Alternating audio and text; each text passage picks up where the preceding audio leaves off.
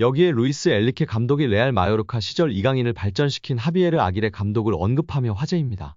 스페인 마르카는 엘리케 감독이 자신의 트위치 채널에서 이강인을 이야기한 걸 발췌해 전했습니다. 엘리케 감독은 아틀레틱 빌바오와 레알 마요르카의 코파델레이 결승전 이야기를 했는데 한 팬이 이강인 성장 관련 질문을 하자 아기레 감독 공이 크다고 말했습니다. 아기레 감독은 베테랑 지도자로 멕시코 국적인데요. 멕시코 대표팀을 비롯해 오사수나, 레알 사라고사, 에스파뇰, 레가네스 등 스페인 팀을 주로 지휘했습니다. 2014년부터 1년간 일본 사령탑으로 있기도 했습니다. 2021년도 시즌 중도에 마요르카로 온 아기레 감독은 이강인, 쿠보 다케우사를 활용해 스페인 라리가 잔류를 이끌었습니다. 지난 시즌 이강인을 한층 더 발전시켰습니다. 수비 축구를 하면서도 이강인의 기회 창출 능력을 극대화했습니다. 이강인을 다양한 위치에 쓰며 빌드업 시발점 역할을 맡겼습니다. 본인 중심 전술의 이강인은 더 능력을 선보였고 마요르카가 라리가 중위권에 오르는데 혁혁한 공을 세웠습니다. 라리가 정상급 미드필더로 분류돼 많은 팀들의 관심을 받았습니다. 마요르카는 이강인 잔류를 원했지만 이강인은 이적을 추진했습니다. 결국 파리 생제르맹으로 갔습니다. PSG 사령탑 엘리케는 이강인을 적극적으로 활용했습니다.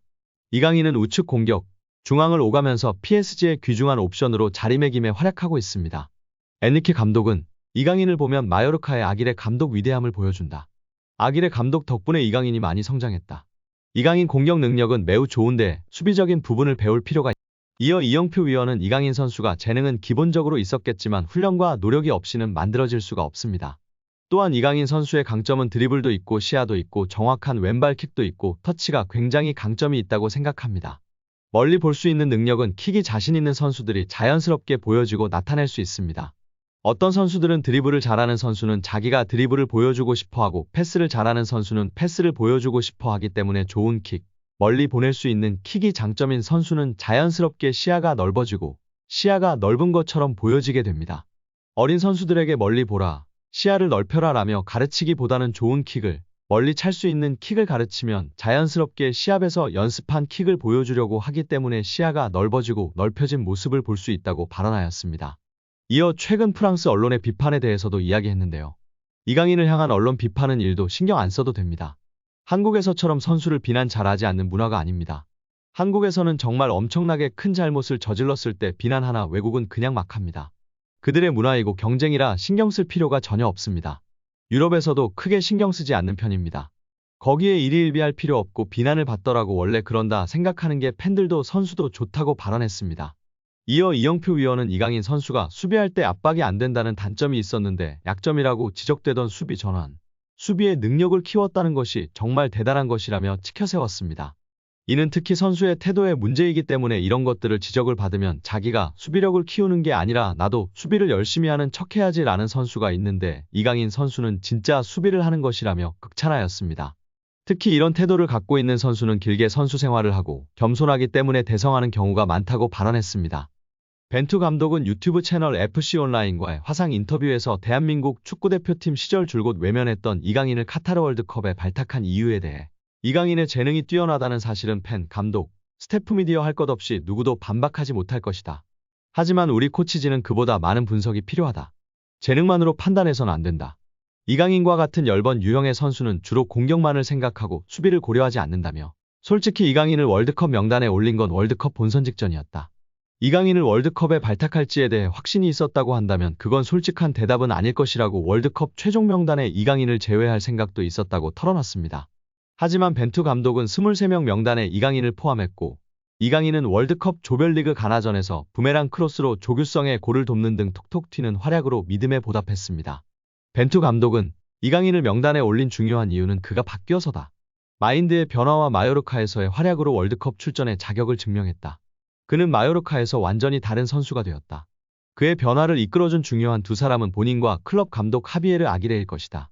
이강인은 스스로 스타일을 바꿔야 한다고 인정한 것 같고 아기레 감독은 그런 변화에 대한 확신을 줬을 것이다. 이강인의 훈련 퍼포먼스와 합숙에서 보여준 모습들이 월드컵 무대에서 좋은 성과를 이어졌다고 돌아봤습니다. 파리 생제르맹에서 활약 중인 이강인의 미래가 더욱 밝아질 것으로 보이며 화제입니다.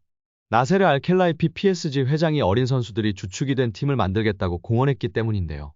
유럽 축구 전문기자 파브리치오 로마노에 따르면 알켈라이피 회장은 우리는 앞으로 6에서 8년 더 함께 뛸 수 있는 팀을 만들고 싶다라며 유럽 축구연맹 챔피언스리그 8강팀 중 가장 어린 팀을 보유하고 있다. UEFA 클럽 랭킹 10위 안에서도 가장 어리다. 정말 자랑스러운 일이다라고 말했습니다. 현지에서는 알켈라이피 회장의 발언에 대해 미래 자원들로 리빌딩에 착수할 거라고 선언한 것으로 보고 있습니다. 킬리안 음바페가 떠난 후 새로운 청사진을 그리고 있다는 분석입니다. 영국 비사컨은 PSG의 알켈라이피 회장은 장기 프로젝트를 그리고 있다. 앞으로 6년, 7년, 8년은 뛸 수 있는 젊은 선수들을 중심으로 팀을 개편하고자 한다라며 알켈라이피 회장의 최근 발언은 과거 음바페를 지키려고 했을 때의 발언과 상당히 대조적이다라고 전했습니다. 이어 PSG는 새로운 시대를 준비하고 있으며 음바페는 팀 계획에서 점점 사라지고 있다. 레알 소시에다드와의 챔피언스리그 16강전에서 결정적인 역할을 했지만 PSG는 선수들이 음바페가 없는 상황에 익숙해지도록 음바페에게 부수적인 역할을 맡기고 있다라고 덧붙였습니다. 게프폴뉴스 프랑스 또한 알켈라이피 회장은 파르크 대 프랭스에서 새롭고 젊은 장기적인 프로젝트를 강조했다. 레알 소시에다드전에 출전한 PSG 선수들의 평균 연령은 23세 361일로 챔피언스리그에서 구단 역사상 최연소 선발 명단이었다. 경기 후에도 알켈라이피 회장은 라커룸을 찾아가 선수들에게 부담 갖지 말라고 격려했다라며 현재 PSG가 리빌딩에 돌입했다고 설명했습니다. PSG의 최대 목표는 챔피언스리그 우승입니다. 프랑스 내에서는 적수가 없지만 유럽 무대에서는 힘을 쓰지 못했는데요. 2019년도 시즌 준우승이 가장 좋은 성적이었습니다. 알켈라이피 회장은 급하게 도전할 생각이 없습니다. 시간이 조금 걸리더라도 미래를 보장할 수 있는 선수들로 팀을 만들어 계속 도전하겠다는 입장입니다. RMC 스포츠에 따르면 알켈라이피 회장은 선수들은 매 경기 승리를 원하지만 현실적이어야 한다. 우리는 팀을 구성하는 과정에 있으며 선수들 대부분이 어리다.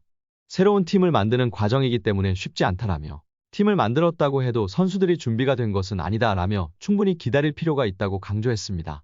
회장이 직접 젊은 선수들로 개편하겠다는 뜻을 밝힌 만큼 이강인의 미래도 좀 더 밝아질 것으로 기대되고 있습니다. 2001년생 이강인은 얼마 전 23번째 생일을 맞았습니다. 알켈라이피 회장이 언급한 6에서 8년 동안 활약할 수 있는 선수에 부합하는 나이대입니다. 오늘 영상은 여기까지입니다. 끝까지 시청해주셔서 감사합니다. 늘 건강하시고 더 좋은 영상으로 찾아뵙겠습니다. 구독과 좋아요도 잊지 마시고 부탁드립니다. 감사합니다.